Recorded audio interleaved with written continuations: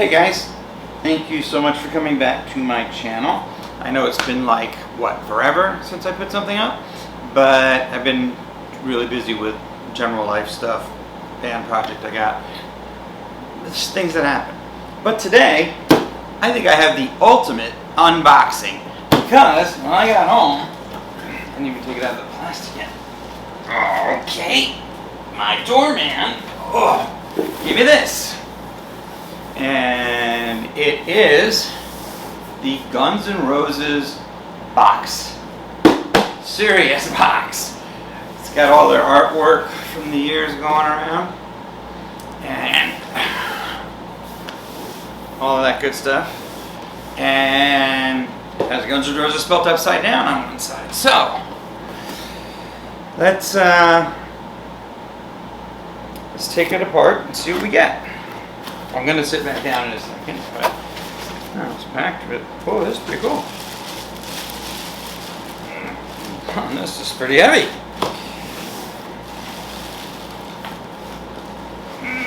Okay. And then a third arm around when you need it.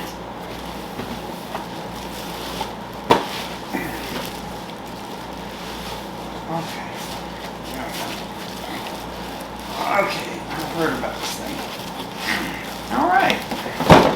So, basically we're unboxing a box and a box and a box. And here's what we got. Let me lower that a little bit so we can see what's going on.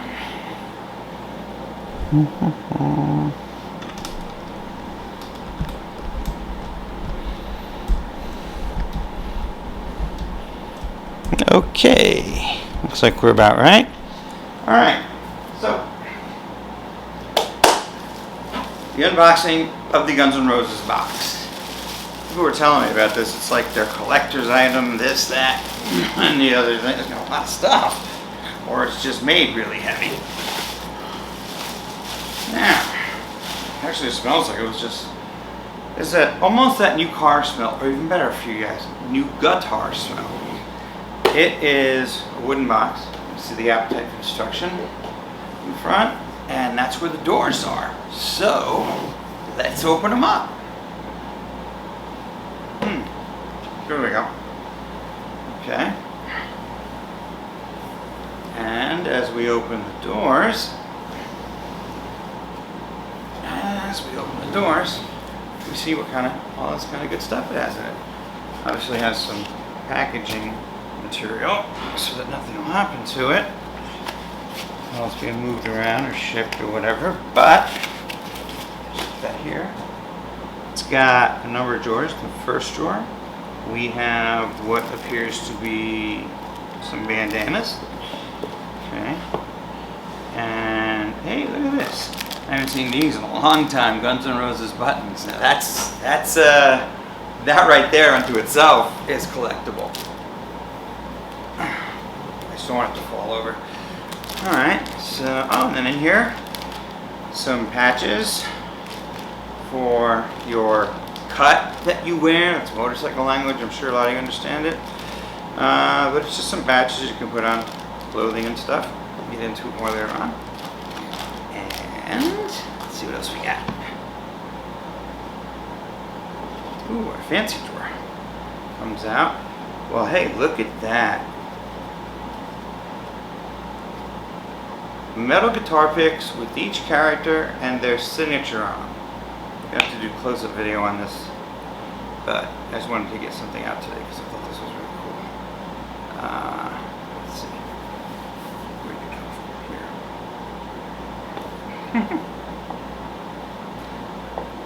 Okay. We got on this side. Same thing, we got pins that are in the characters of each of the Appetite for Destruction heads. So we will figure out what we're going to do with those at some point. I just think this is good stuff. This is fun stuff to have. We have a piece of cardboard. Okay, we'll go back to that. What do we got here? Everything here was so carefully crafted, so carefully made. I made it so heavy. It's so heavy. Let's see. Excuse me. Okay. We got. What do we got? What is this? Okay, we got a button. It says Guns N' Roses. Looks like a little record. We got a cross. The Appetite for Destruction cross. I guess if you want to use it as a paperweight or something to that effect. Looks pretty cool out. What I'm thinking from a marketing point is it was a good way to fill a box. So, to fill a drawer. Let's see. What's the top one? Do I have one? Oh, wow. This has the Appetite for Destruction guys and a coin.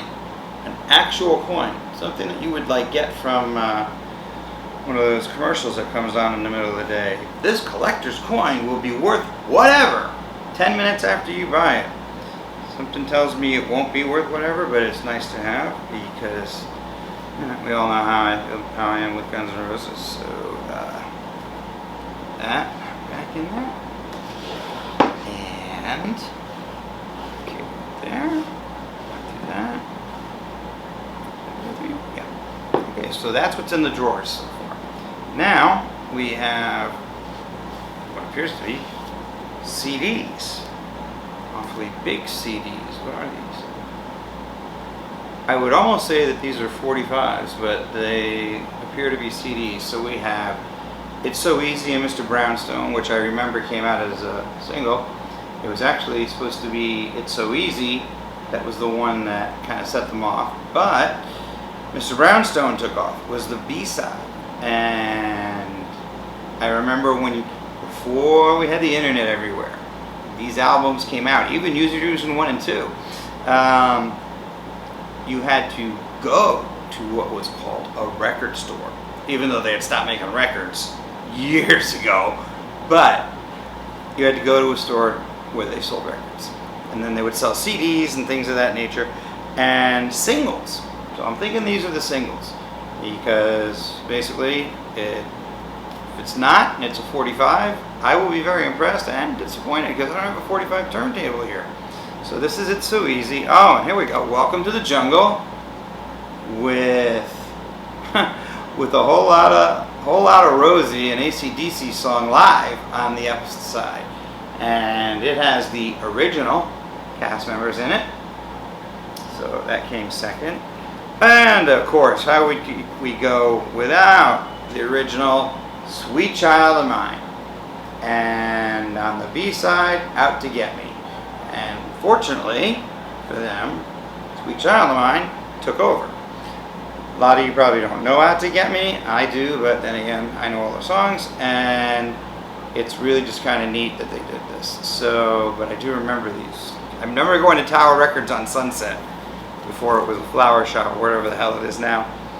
And I remember when they released the Use Your Illusion albums, but it was like they stayed open past midnight.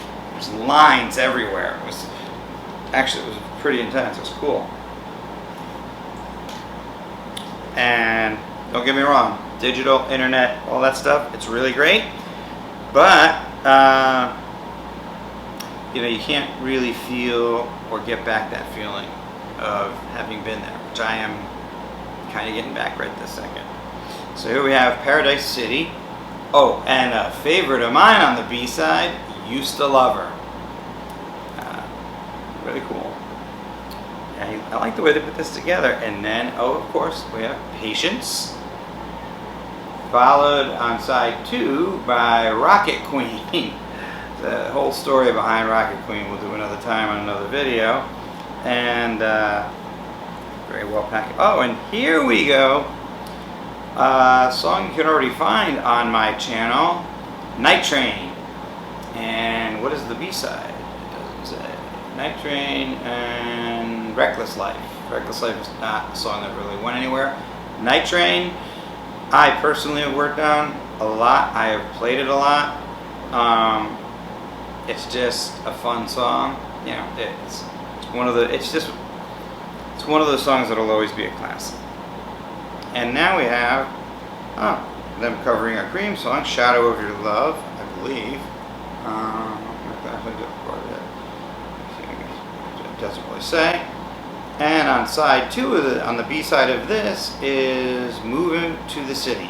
So that's pretty cool. Individual, set to go. Either CD, I'm thinking they're 45s though, so we'll have to see what we have to invest in. Whoa. Okay. What do we got here? We have vinyl. These are records, kids. These are records. What they are these big round vinyl things. And there's a hole in the middle. And you put it down on a record player, which you have to get, and you can, they're really small, they're really cheap.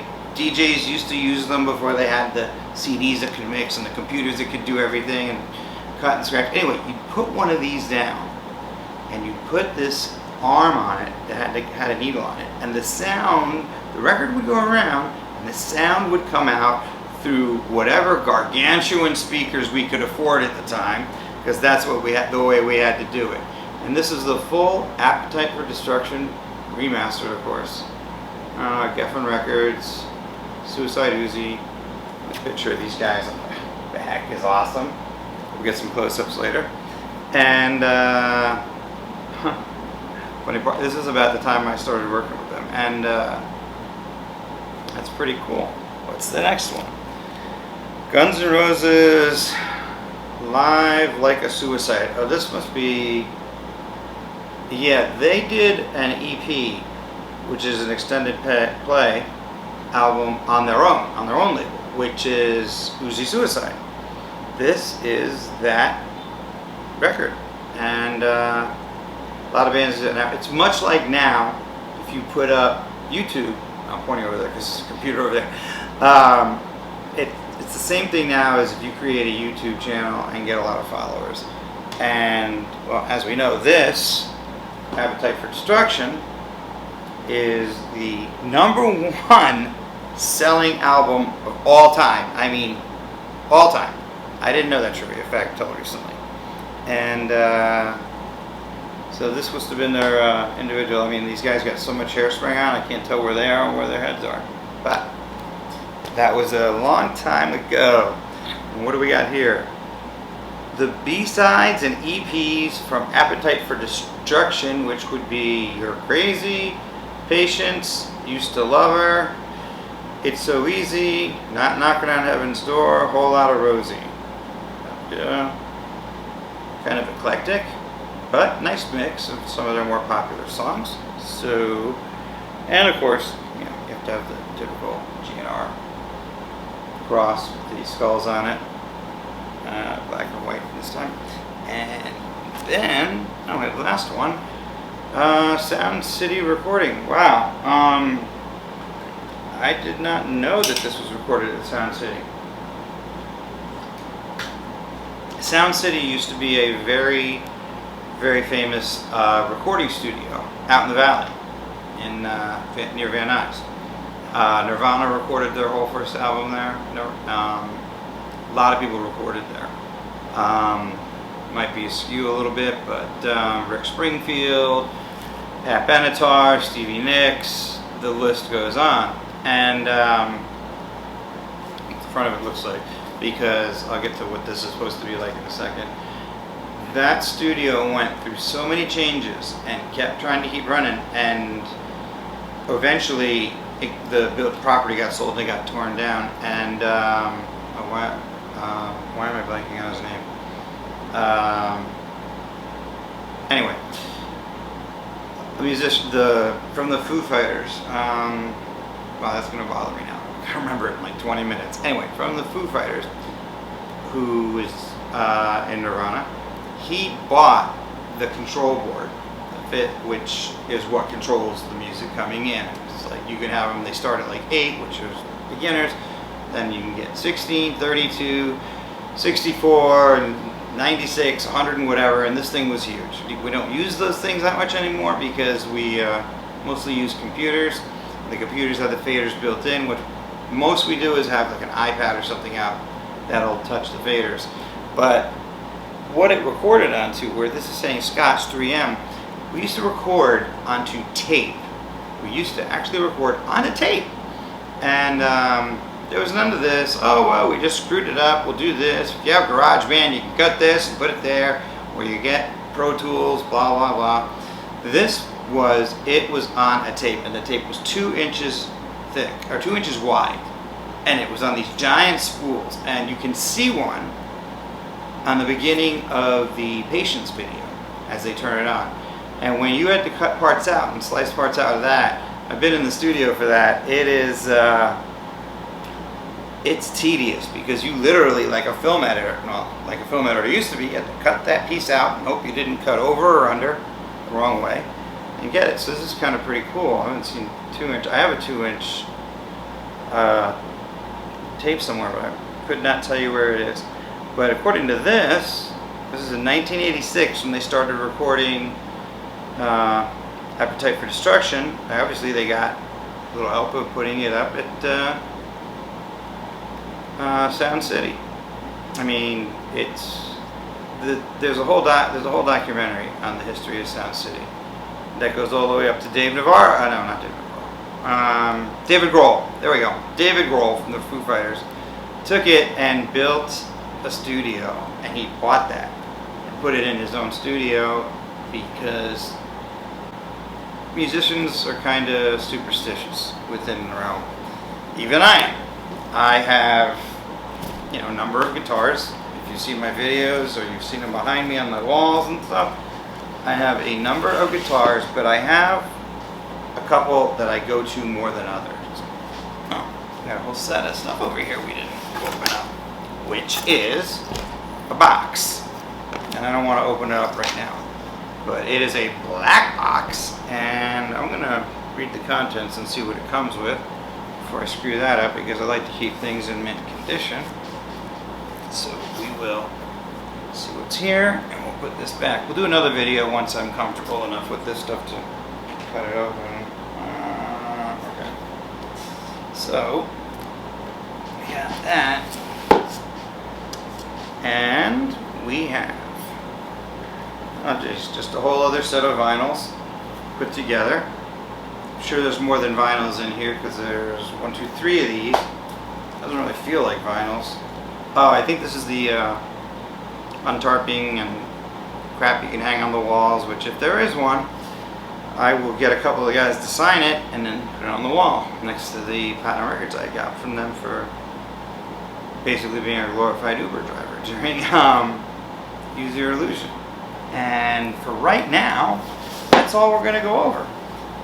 So, this is the Guns N' Roses Ultimate Collector's Edition. It is really heavy, really cool, boxed really well, and it has a lot of interesting things in it that brought back a lot of memories for me because I go back to Faith. I might as well just face it, I'm old. I was on the Sunset Strip when they were recording. I was hanging around them, and it was a good time. It was a great time. Sunset Strip was jumping live, filming videos. I remember being up all night, Ritz filming, because I was just like a hang-around assistant type of guy. But we evolved. You got to start somewhere. And I remember. I remember when you film at night, you start at midnight, you go to like 8 in the morning and get out of the club at 8 in the morning. And then they had to film part of it back in LA. There's a little driveway in between the Roxy and the Rainbow. And you know what? I might just use it as a thumbnail. I might save it for something else. But I was able to have all access backstage passes, and we didn't have the internet then and all that, like I said. And there was an editor from one of these throwaway, magazines you find on the street called Hollywood Rocks, and he saw me coming and going. He said, "Hey, what do you do here?" And I was like, "Well, I assist. I do this. I do that." Because I had the passes on. There was the limo. One of our limos was outside the limo that I was with, and he said, "Well, I'm going to do an article on you." Yes, because I have such an impact on the music. But sure, why not? And we went outside. It was light out. I was tired. Back then, I will include a picture of me. Back then, I was young. I had the big haircut. I always wore a black suit with a white t-shirt and a talisman hanging around my neck that Slash had given me. I always had a cigarette in my hand because back then it was okay to smoke. And yeah, it was cool. And this brings back some memories. It brings back a lot of memories. It's, you know, it's nice to have these memories. It's just sometimes a little bit sad when you realize that's what they are, it's memories. And the good part is I get to hold those memories. And I get to be friends with a couple guys nowadays that we have a different agenda in the world, which is a video for me not to say anything. So, thank you very much for watching my video. I will put a link in the description below where you can get this and pick it up, because they are selling all over the place. But you got to go to directly to the Guns N' Roses manufacturer and distributor if you want to get the right one. And they sent this to me, and I'm very grateful to them. And I'm going to give them send them a nice thank you card, and probably send them the first copy of this video. So, you know, I had a really tough day today, and this just cheered me up. So, very exciting. It was very nice. It's very nice to have this walk down there. It was some good times. And I don't mean to sound like Mr. David Downer, because we know with all the things we're doing nowadays, we have some really great times ahead of us. So thank you for watching my video. Helping me go down memory lane a little bit. I hope it was kind of as nice a trip as for you as it was for me. And yeah, I'll do a more in-depth video when I start opening up things in the box. It's just, I have this thing about keeping things the way they are for a while. So, thanks for watching. If you haven't yet, please hit the subscribe button and a like. I'm going to start putting up some more videos. I might even play a song or two tonight. But I've just been really busy. I've got some family issues and a band project I'm working on, like I said. But yeah, please subscribe. And once again, it's good to have these memories back.